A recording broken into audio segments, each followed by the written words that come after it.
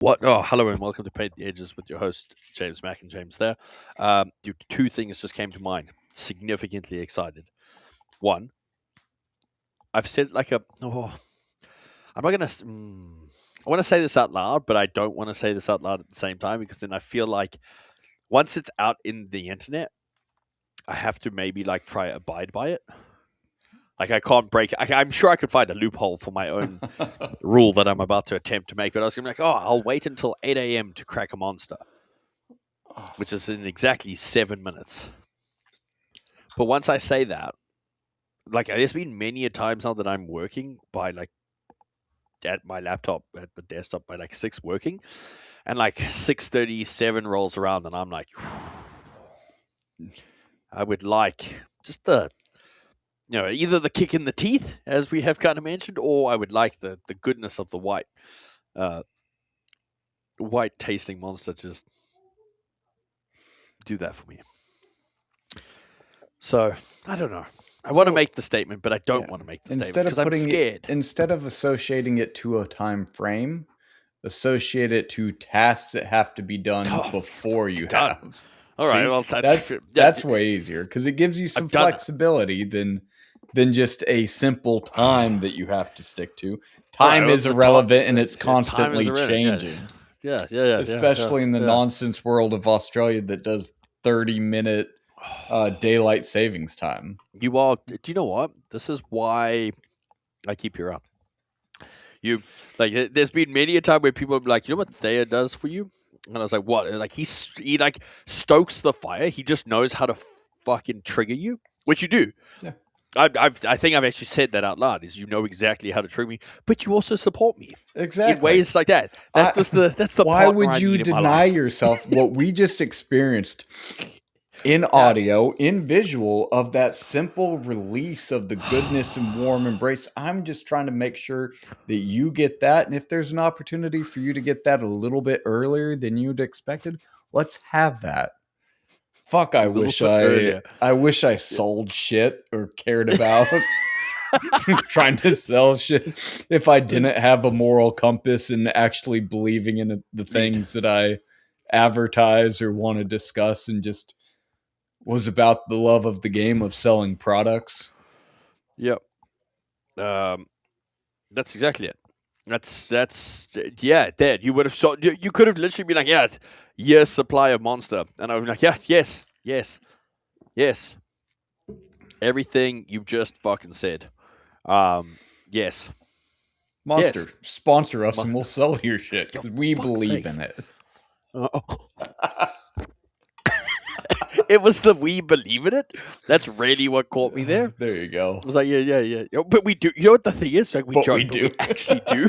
Like you fucking on my story, like we said, I literally had 2 cases of the white ones arrive yesterday. Oh shit! I've got to send you send you this picture, but in preparation for my presentation that we'll talk about later. Yep. So had a monster because loved the kick in the teeth, but I have like the perfect picture with it in preparation for getting ready to go downstairs and present, like full suit, tie, and just the monster. Yeah, that's how it should be. It's like a class with a little bit of a kick in the teeth. That's how this one works. That's exactly it. Yeah. All right. How? Oh fuck! There was something I was going to really touch on from this. Oh, reflective. All right. So the game plan is to kind of keep moving forward with the, 2 podcasts ago, 1 podcast ago, something along those lines. Where we spoke about like auditing reflective nature, but we actually wanted to go into kind of like what we had thought about within this last time period of yes. I just got the photo. There we go. Yes. The reflective nature of everything kind of going on. And I was going to reflect on something that what you said when as I was starting it, you were like, oh, that's a reflective nature right there. As we were talking about what we're going through. Fuck. Can't remember. Oh, no. Shit. Not necessarily for this podcast. You were saying, oh, that's a reflective piece that we're doing. My brain's going blank.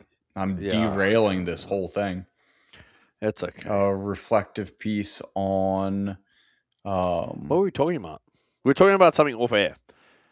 I'm just Like focused just on Monster now. literally just before I pushed play. This is it. I derailed us because I was like, yeah, fuck it. We're going to start with this. And then I didn't tell you. This is why I have to tell you the thoughts. Because if I tell you the thoughts, then you remind me. Fuck. This is the problem. Anyways, game plan is, with regards to this episode, if you have not left us already, considering we're 5 minutes in and we've probably just spoken a whole bunch of shit and derailed this. But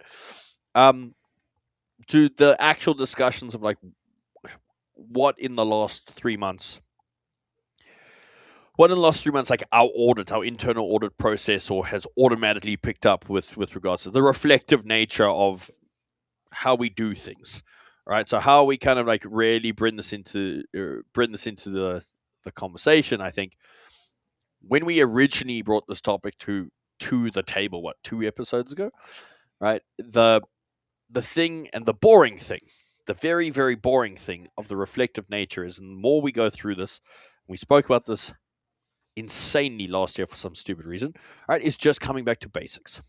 And honestly, I still think that is it. And the more I see things moving in the industry, the more I go back to like, we are missing the foundational basics. Everyone is jumping at like the flashy, shiny objects and trying to argue about, what fucking position we train the upper, lower lat in, and like, cool, great, fine.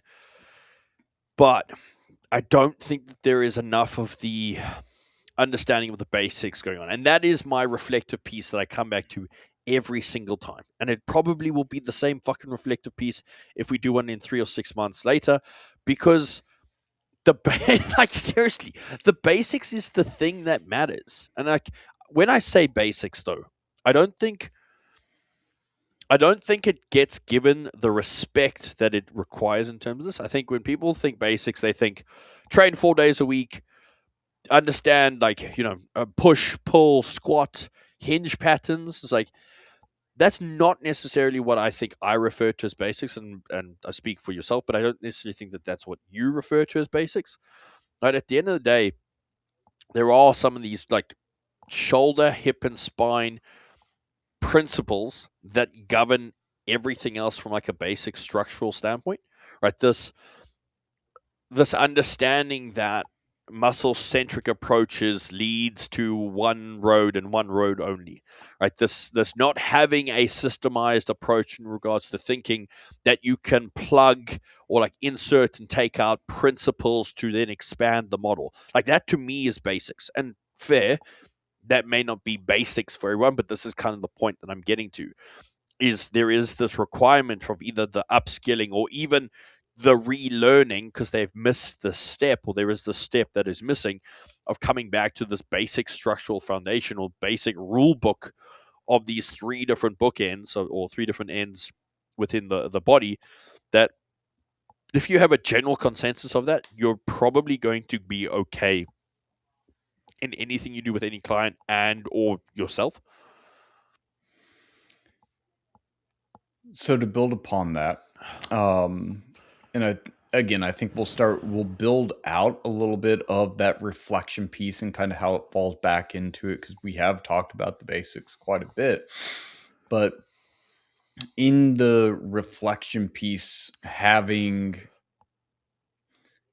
time to think about what the experiences in the last couple of months have been, what our interactions have been, to really, I think you've had similar experiences, but honestly, it's just reaffirming some of the things that we've been discussing. And I know with you in L1 currently teaching those, like, you're teaching the same information that we've been teaching for years now, but part of it is it's the same information, but that delivery aspect, even that evolves, that adapts, of like what lands better, what is more informative, or what connects better to people taking the course. It's a refinement. So even though the material is the same, it's how do we continue to refine the basics? How do we continue to refine the principles in application? That's something that Prescript does so well, is it never loses sight of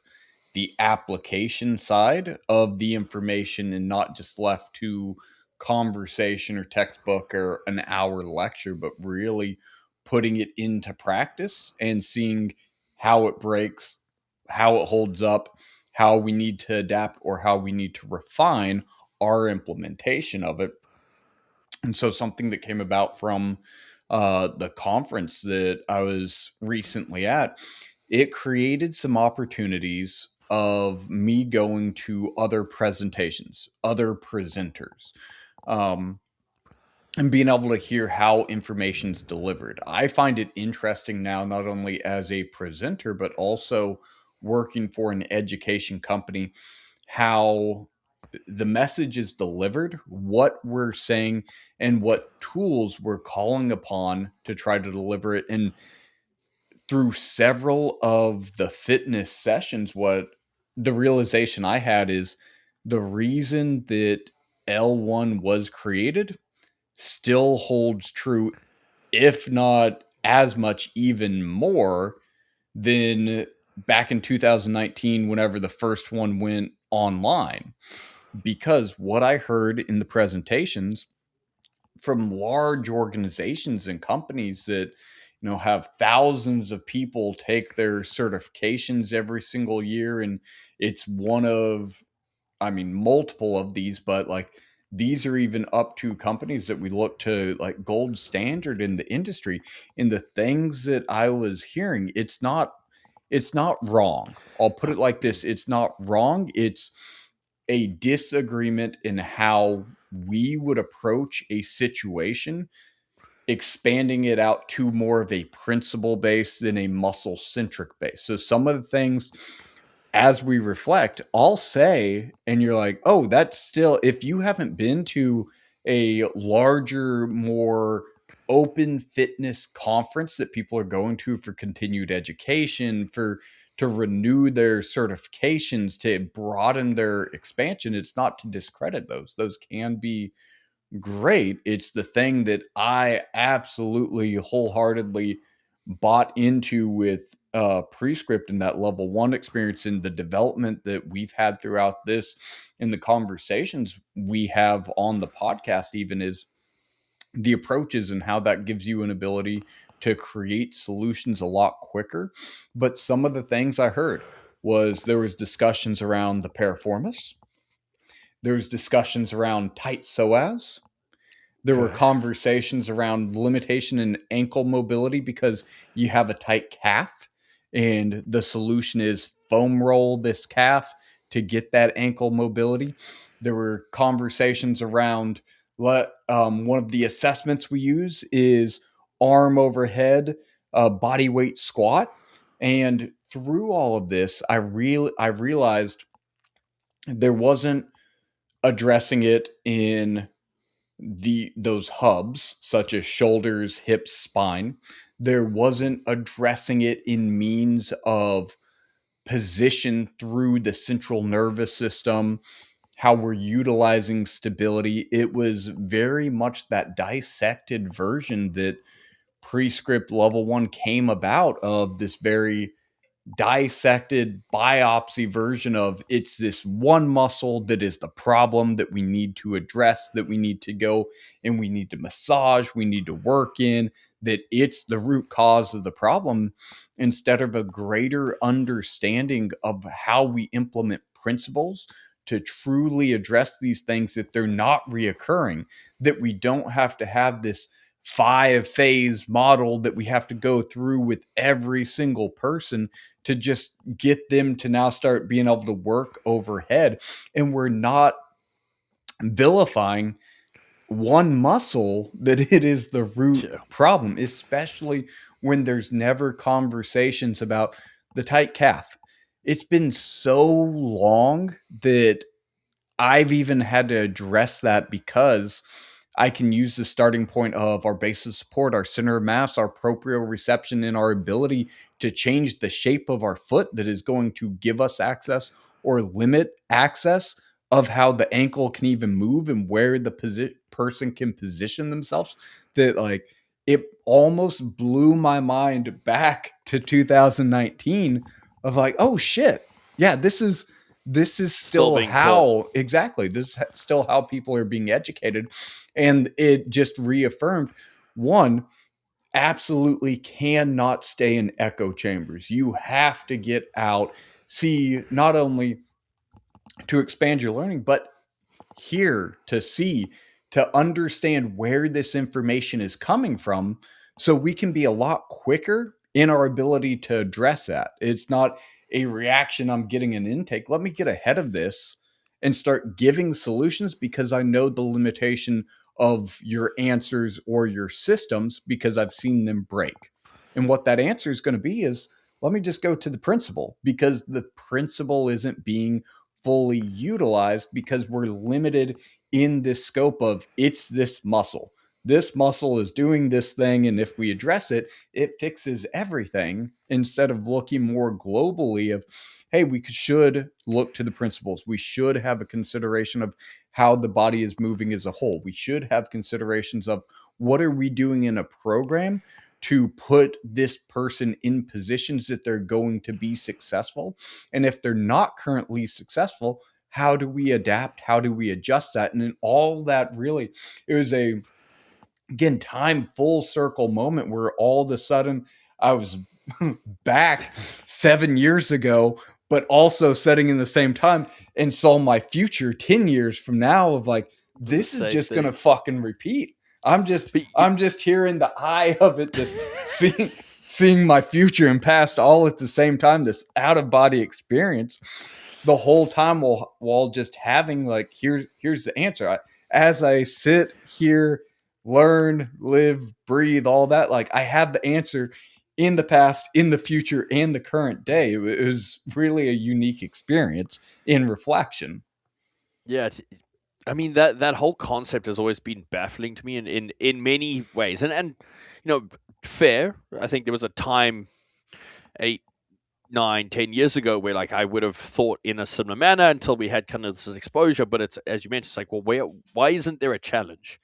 I think that's what I always find interesting. Is like no one's challenged necessarily this thinking, but in my head, what I've never really been able to piece together is tight ankle. So like it's it's their terminology, I think, to a certain degree, or the thinking of, we're going to find the root cause. And they go tight ankle, and let's go root cause, it's the cough. And I go, okay, cool. Like, you've gone one step, but why have you not asking a follow up question of, why is my cough tight? Or why Good is there question. the perception of tight that's coming in here? And then off the back end of that, my follow up to these conversations, and to be fair, I haven't had this conversation in 5 years, Yeah. which is wild. Actually, when you started thinking, I was like, "Holy fuck, I haven't." But the whole idea of like, all right, cool. So it's a tight cough. My my follow up to that is always like, but a muscle can't be tight. And what I mean by that is like we don't walk around with it in a contracted position because that's usually the way in which the thought process is that is kind of labeled to this is, yeah, your calf is just in this tight position. It's like, hold on, how?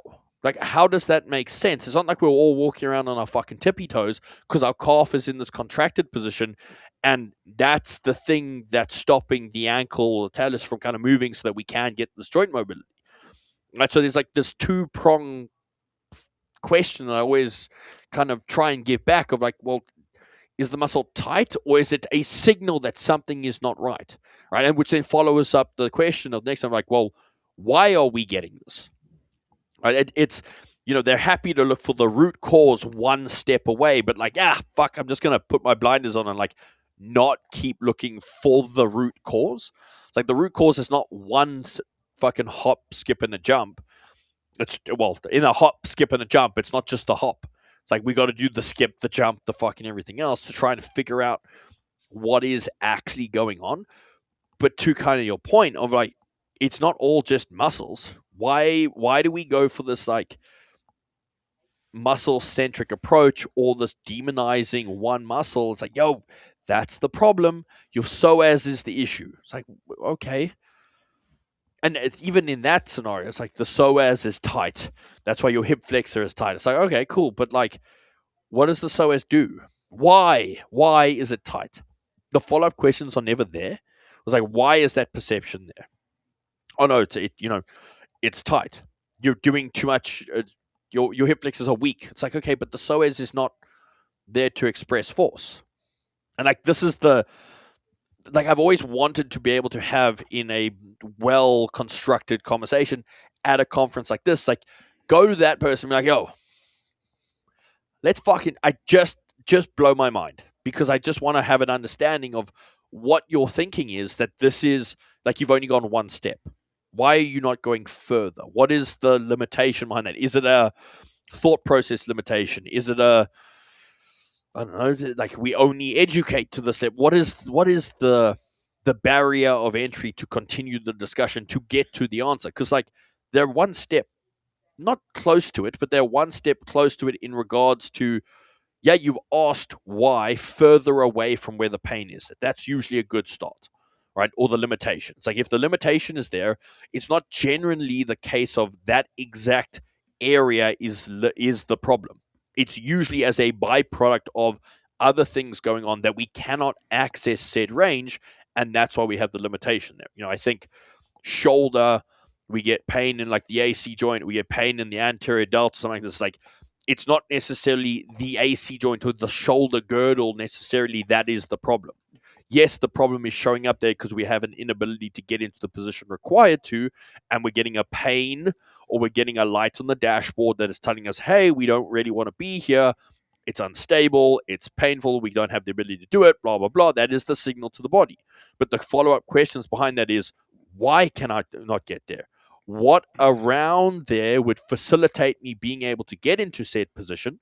And why is that not occurring? And it's like, it's a simple, like, ask and answer question, but why is it not thought about? Why is it not gone to the next step? That's what kind of becomes frustrating. Yeah, my theory on that would be because the solution that is broadly found is trying to focus in on one muscle, and so that creates a limitation of how we're viewing surrounding things. Two, we're chasing a sensation of relief. And so we're introducing things to either try to avoid that sensation completely or that relieves it. And what we know is that in a lot of cases, pain will go away on its own, that our Yeah. body learns patterns and positions as compensations to be pain avoidant. And I mean, even in a lot of low back pain studies, 8 to 12 weeks without intervention or Intervention, yeah. intervention, we'll see the reduction of that. And so, because the human body is so adaptive that we can get results doing Doing something something very or not. simple. Yeah, exactly. So I think there's like that has helped prop up a lot of the ways that these scenarios are situated, that people aren't challenged to have to go another step further.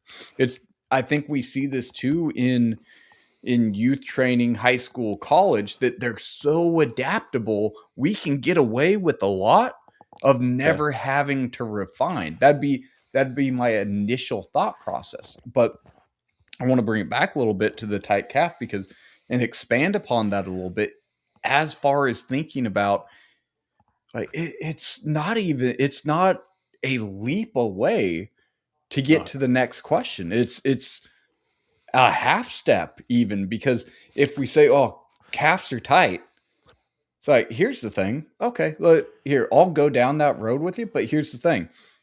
So are hamstrings, so are glutes. The whole posterior chain's tight. So, like, why are we just addressing the calf then, if that's the thing? Is the whole posterior chain tight because we feel like we're getting shoved forward all day and our nervous system is lock it down? So, yeah, rolling out our calves might feel good because our nervous system has just been white knuckling life. And here's a little bit of potential relief or down regulation that we can find while not addressing some of the other areas. But also another step in the other direction. You were saying we don't walk around on our tiptoes. This is very true because we can look at the people that have those tight calves, and oftentimes, what they're going to be very externally rotated. They're rolling through what little to no arch that they have to try to find their way to try to navigate through space. Whenever you walk around on the balls of your foot, you know what? You're pretty good at getting toe extension. You know what a lot of these tight calf people aren't great at? Any type of toe extension. To extent. So, even if you want to go the biomechanic route, we can look at that of like, okay, then why aren't biomechanical things happening? Like, what Correct. if this is our solution to it? If our calf is the culprit, and again, this could be that shoulder girdle, it can be the psoas, it can be the piriformis. If this is the culprit that we're trying to address and going to solve all of our problems, why aren't the other things happening that need to happen? Because last time I checked, like the calf and the toe have a little bit of difference in their ability to get in and out of and change positions. And yes, there is some connectability, but it would take a more global approach to even try to connect those dots, which we're not doing. And none of these are far leaps outside of the barriers of what should be a concept for somebody to process through. It's, you take half a step fall forward, you should fall into some of these questions of why is this happening? I have to bring this up because this is where my mind goes. But these questions, this is why Plato was one of the greatest debaters. He never had answers. I always think of it, he takes this pen and you've written this whole dissertation of 50 to 80 pages, your theories and everything, and he just starts fucking poking holes. Holes. Like, yeah, like I don't have to answer one of these. All I have to do is start asking questions of, hey, if our calf is tight and it's the problem, why can't our foot move? Yeah, that literally is kind of the idea. But this is where the frustration comes in of it's the cherry picking when it's appropriate, and that's like what really gets me. And to double down on that, it's the applying principles or applying what is seen as a principle when it suits them best. And it's like, well, the principle carries on to many other things, right? It's like we miss the boat for the other aspect. So we throw the baby out with the bathwater in the scenario. Like we just go to the calf. It's like, okay, well, like cool. And your example of if their principle is the muscle-centric approach, this is the thing that's causing the issue or the limitation. It's like, as you mentioned, it's like, well, why is it the calf? It's like the hamstring's tight as well. So like, why aren't you fucking butchering the hamstring? Like, take that out at the same time if that's what's kind of happening. And then off the back end of that, it's like it further up the chain. But to their not benefit, but to their argument, it's like, well, let's just go one step away. It's like, why? Why is it one? It always seems to be the closest proximity thing without asking why where could this actually be kind of the problem in the long run, or the actual root cause. That's what I kind of mentioned in the beginning. It's like the answer is always like, we're looking for the root cause of the problem. It's like, yeah, cool, we are, but like the problem you're finding is not the root cause. It's just a secondary problem off the back end of the problem that you're seeing. If you're laissez-faire in how you apply principles, then the principle's worthless. You can't just throw it away whenever it doesn't suit what you're trying to achieve, because it's literally the basis of how you should be operating. It's like thinking about gravity and like it only works part of the time. Be like, no, it's there the whole time. It's like Newton's third law. Every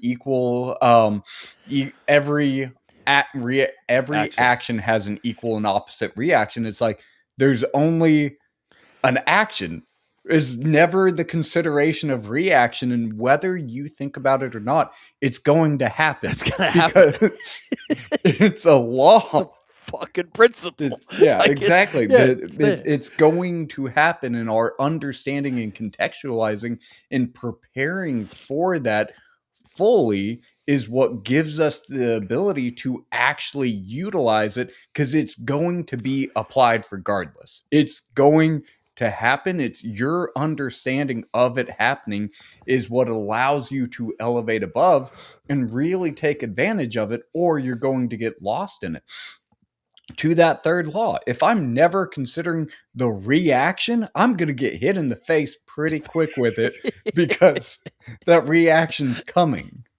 Yeah, it's you're not fucking dodging it. It's gonna break your nose. 100% is gonna come through, and fucking just hammer it. It's the cough one. I think is funny that you mentioned it. I haven't actually heard that in. Neither so had long. I. That's why it was almost this out of body moment of like, It's like, what hold on, were we year still am I fucking in? here? Like, is this still? But so I guess here's my, and like I've never been able to attend one of those types of conferences. It'd piss you off. One- It'd make a Yeah. fantastic episode if we did Okay. vlogs.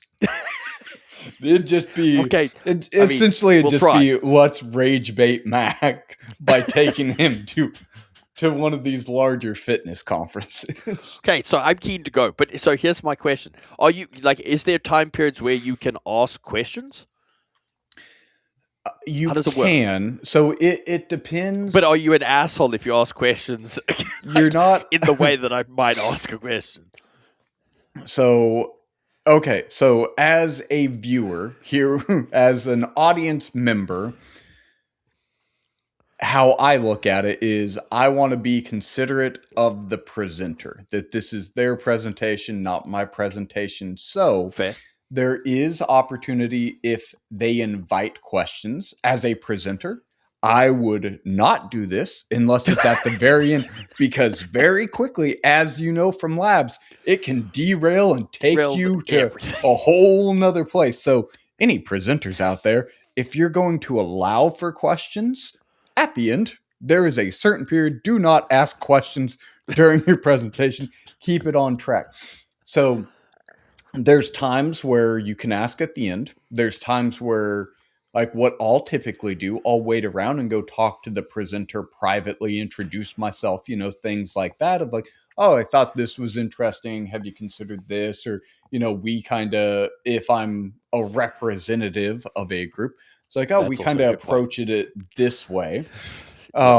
If I want to throw out, if I don't want to A be grenade. disruptive, but I Launch maybe the pin. want to address this in a more open forum during a presentation whenever they ask a question, how I answer it might be in the context of my verbiage, not their verbiage. Okay. To then see how that kind of also comes forward as Yes. well. Now they have to address the thing that I just said. Because Yeah, they if have to I break if I down start what you've talking said to about try- the nervous system, that we're addressing this, and they're trying to just like, oh, we foam roll a calf and go forward, and I'm like, well, I want to make sure that we're addressing the ability of the foot to move and what that might be doing to the nervous system, because the position that we're in that we could address if they're in a very sympathetic state, they're like, fuck, now I have to unpack that.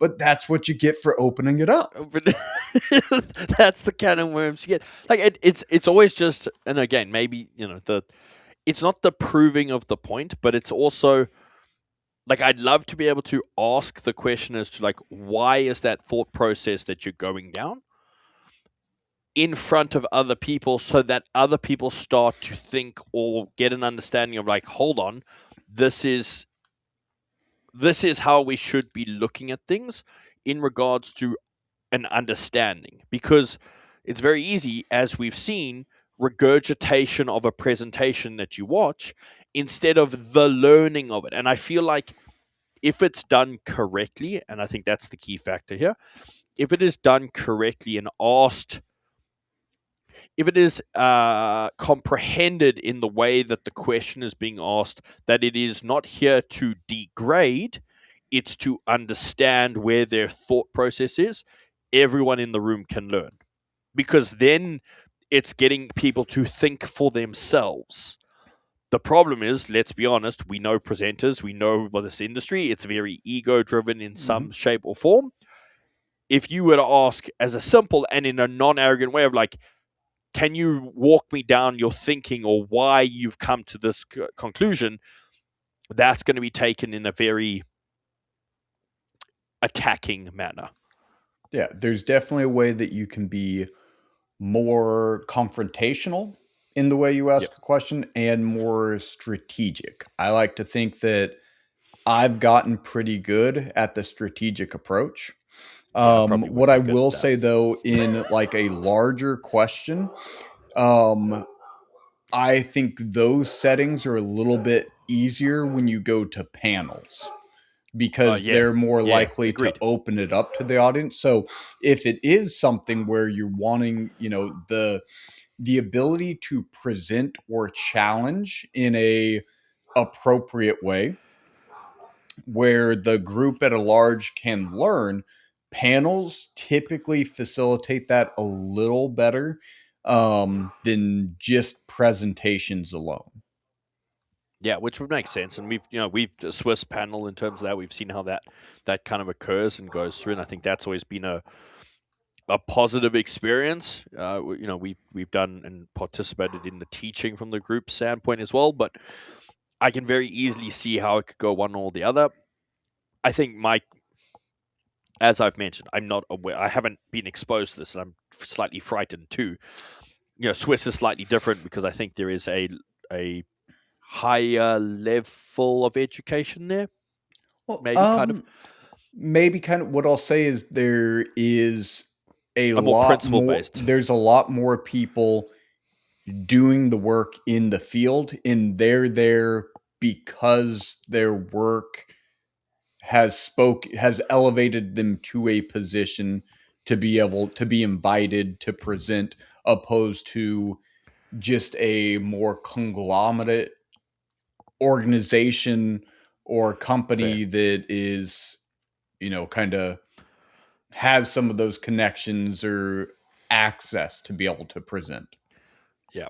I think ultimately at the end of the day, that's the reflective process. Unfortunately, as we kind of mentioned, into this first 3 months of the year is as much as there is an elevation in the industry. I think the global percentage is probably still quite far behind.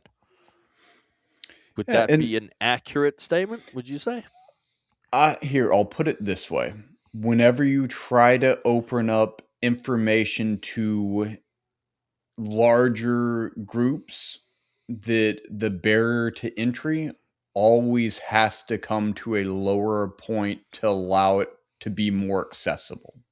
So the accessibility might be a factor of where the entry point is, but then also to that entry point of the systems, the communities, the echo chambers that people stay within. That from what you might be like if you go to one of these conferences, this might be your first introduction and huge bang for your buck that you're like, Fair. I've gone to 6 presentations with 6 different speakers that have different credentials, different criterias, different accolades, and I get to do 3 or 4 days of this, so I'm doing so many hours worth that why wouldn't I stay in this continuum that changes a little bit, brings in different people, but it might be one of those situations where like this is my resource and I've never really challenged myself to diversify through different pools and hear a different way that it might be presented, a different approach or a thought process that might challenge some of the things that inherently I've just accepted as reality because this is, or the only reality because this is the only way I've ever heard it, to that continuum of like tight calf is the reason that you Reason. have Yeah. limited ankle mobility and that's why your squat is messed up because your tight calf. It's the you don't know what you don't know Yes. scenario Yes. is actually where this really kind of comes into the forefront of it. Yeah, I think it's Unfortunately. very much it's a lower barrier point, that this is where people are learning, and within those conferences it's most of the time it's there's not a ton of rocking the boat. Even with organizations over the year, like you'll see the same organizations from year 1 to year 10, and they haven't had these overhauls in how they're teaching. They might have updates to their manuals, but in the systems that they're in, it's also you're locked in for a 5 to 10 year period in your manual. So it's like, unless you're really trying to, we've seen what it takes to try to develop some I of was that shit. Like just thinking about it. I think it's we're on a fucking nightmare. version So 30 if million, whatever the yeah, fuck it so is. if it's the question of like, hey, do we spend the next 2 years in trying to really innovate and push the boundaries and clarify our principles and our approach and everything to this? Or it's like, hey, let's update 2 chapters and call it good. By and large, I'd Yeah. probably say it's like, hey, let's get these 2 chapters. And popular topic now is protein. Let's make sure we expand that nutrition section on the protein, and we call Yeah. everything else good. It could be that as an aspect, but the other, not to pull us away from this, because if you still have like some of the shoulder stuff that you want to Yeah. reflect on or go through, but one thing I do have to bring up, because I haven't brought this up to you, but Oh. another reflective thing that I learned in my session. So it was kind of all over the board, like all over the place as far as like what you could expect, because these were two organizations coming together. It was Yeah. NERSA, it was Idea World. They're separate organizations that pulled resources together and kind of mishmashed and jammed their stuff together, which benefits. There's pros and cons to anything like that. One of the aspects that created is NERSA, the campus recreation organization, typically operates in these 55-minute presentation windows. And so like that's kind of how the schedule is laid out. Every 55 minutes it works within an hour time frame. Idea World. So NERSA also, you're going to get like polos and slacks, chairs and tables. That's the audience you're speaking to. Okay. Idea is I'm in my workout attire. We're doing a 90-minute session. So whether it's presentation that we're learning, or we're up and moving, we're dynamic, Doing because you might something. go Yeah. to Okay. a group fitness class 1 hour, a presentation the next hour, something where we're up and moving again. So these being pulled together, 90-minute workshops, and this kind of creates like odd segments and gaps and things Yeah. in between. So there was that, which defines a little bit of like how much we might present into something or spend time, or does this need to be quicker, more direct, or can we play a little loose with it? Can we get the audience more involved? Something I learned is long ago, I have all of my presenter things. I have my own clicker, I have my own HDMI, my own Fuck. adapter, Okay. all the Yeah. stuff that I take to any presentation. And that's developed over years whenever it's like, Of making okay, mistakes. exactly. Yeah. Yeah. So this time, not my fault. But even then, it was an AV issue where I came 20 minutes early, started 10 minutes late, because that's how long it took for AV people to figure out, to work through, to get the presentation projected from the computer on screen, all of that. So I'm a bit of a long-winded presenter. I like to get detailed. So even then, my presentation that's going to run the time limit gets reduced down 10 minutes where we're starting. They're still like, even whenever I start, they're trying to fit the screen with the presentation through the projector.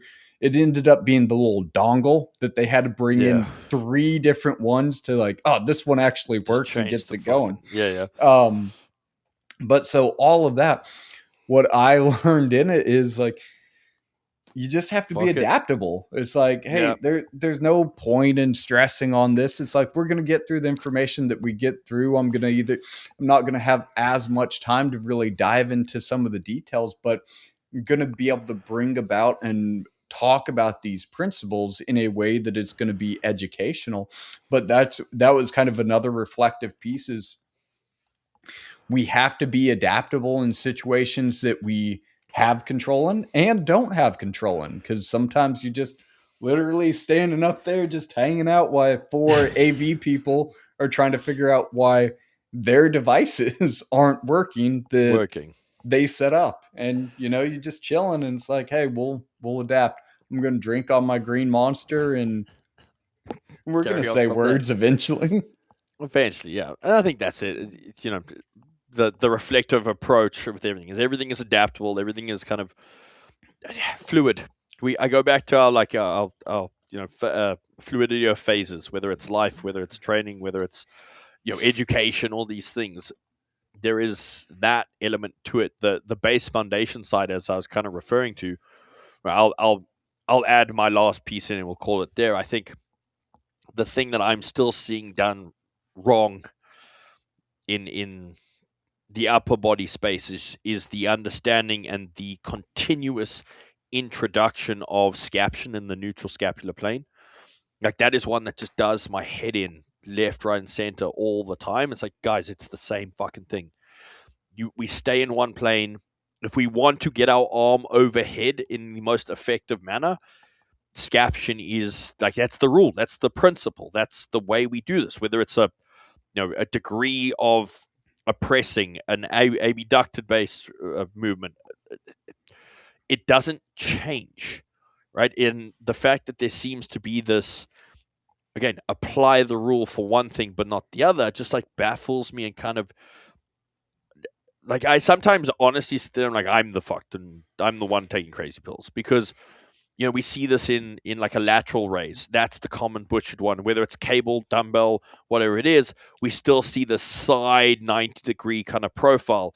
Or we'll see like the 90-degree with like the hands in. It's like, okay, so we're kind of there, but like not. Like, okay, the hands are in scaption or a degree, and hand being kind of from the forearm down, a degree of scaption. But it's like, that's not the thing that matters because you're still scapula and arm bone or scapula and glenohumeral joint are not being congruent in what they need to do. So we cue that, we fix that, we get that kind of going, right? But then it's the scaption, and as we kind of mentioned, I think last week, with like glenohumeral rhythm, right? So it's the understanding that the glenohumeral rhythm occurs as a result of being in scaption when done correctly as we move into a degree of an overhead plane. Cool. So the principle is as soon as we move overhead into that degree, the scapula has to move, right? So if you're sitting there trying to get overhead and you're so worried about keeping these scaps back and down or putting them into, it's like, yo, it's the same carryover principle. I don't see where the disconnect occurs. It's like if I'm putting my arms here, my scapula has to move, right? And any form of degree of this, and it's like you get to this 90, there is a positional dependency that the scap has moved into. Yes, it's not the same amount as when I'm up overhead. I fucking hope not, because the rule applies. Glenohumeral rhythm rule applies. Like as I move from this certain position, I'm going to have the degrees where it changes. But we're forgetting this, and then we go to like a high bicep cable curl, and like everyone's in this fucking 90. It's like, okay, yes, we've got bicep versus delt. It's the same thing. The joint is there. If I'm here and this is the right position that I need to be in from scaption, why do we not carry that over into like here? If I'm going to do a bicep curl, it's going to be here. It's not going to be here. It's going to be here. And it for me, it's a very basic foundational principle that if I do not see you able to cross-pollinate it and applying, I know you don't understand your basics. And that's a harsh statement, but I think it's true. And I'll steal this quote from Shallow because I think it brings this together really well. It's that biomechanics is the marriage of three principles that interface of neurodynamics. So what the nerve is doing in motion as far as the physiology and mechanical side of it stretching, of it compressing, arthrokinematics, so how the joint surfaces are interfacing, and then muscle mechanics. Those three working together in combination is what biomechanics is.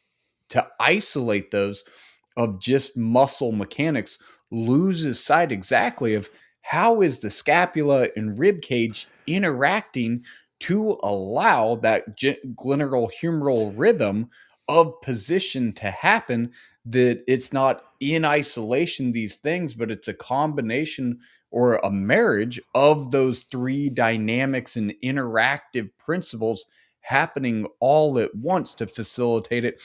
But why I think that it's put so plainly and so beautifully to describe what is biomechanics.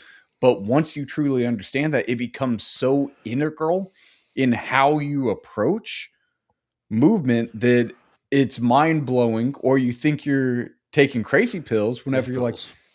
this is part of it. You can't not think about this part because it's part of the rest. It's like, how the fuck are you gonna bake a cake without flour?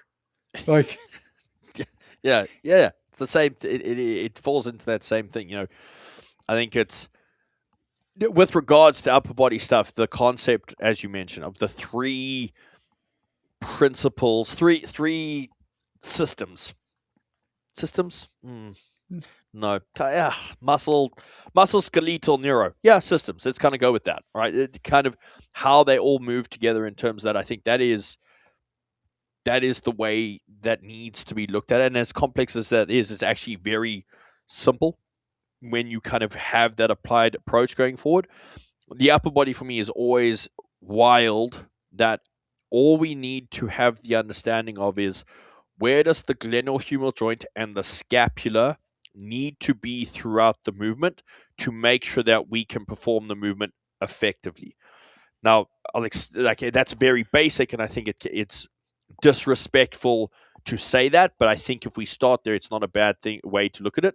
And the reason why I say that is that statement I make covers overhead movements, and it covers anything within this 90-ish degree plane, and even from like a low to high reach, whether it's pressing or pulling, right? And why I specifically say that is there is the same position required for me to press effectively without causing an issue or causing structural limitations or structure to take over and not use muscle, is the same position I should be looking at when I do any pulling motions.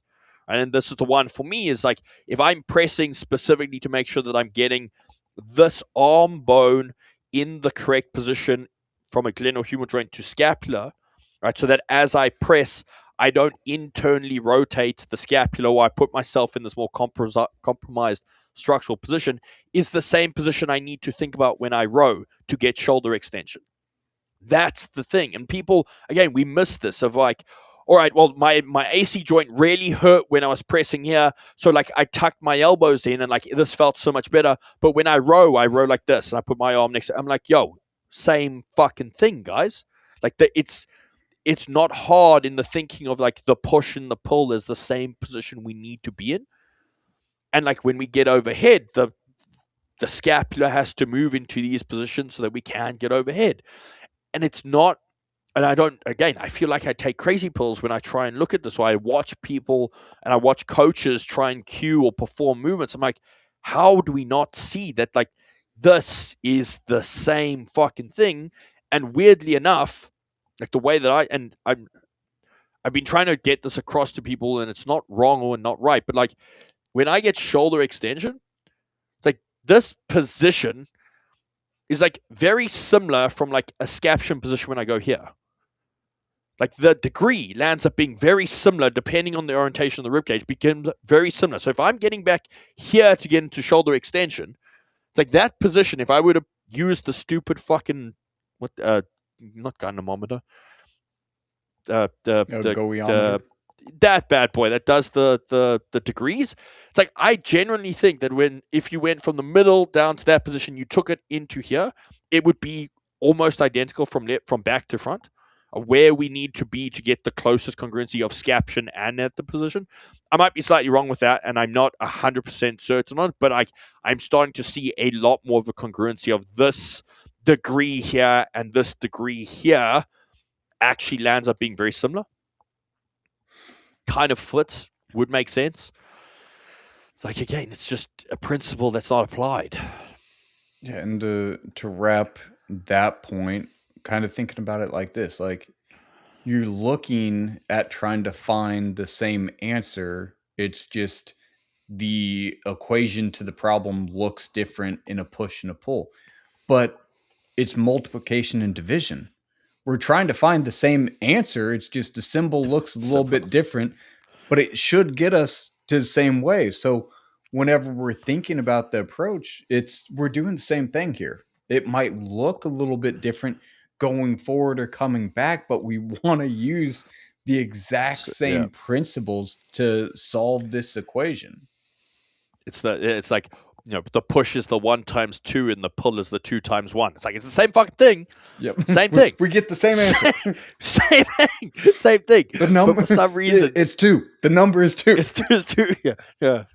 Fuck. Oh, all right. On that note, we'll leave it there. Less ranting, less kind of going. But that's the, I don't know, reflectiveness of the year so far. Of just, you don't know what you don't know. And I think if you're not asking the question of what I don't know, you're going to be that person who doesn't know what they don't know. Quite simple. You miss opportunities to grow. Yep. All right, guys. We'll chat to you next week. Have a good one.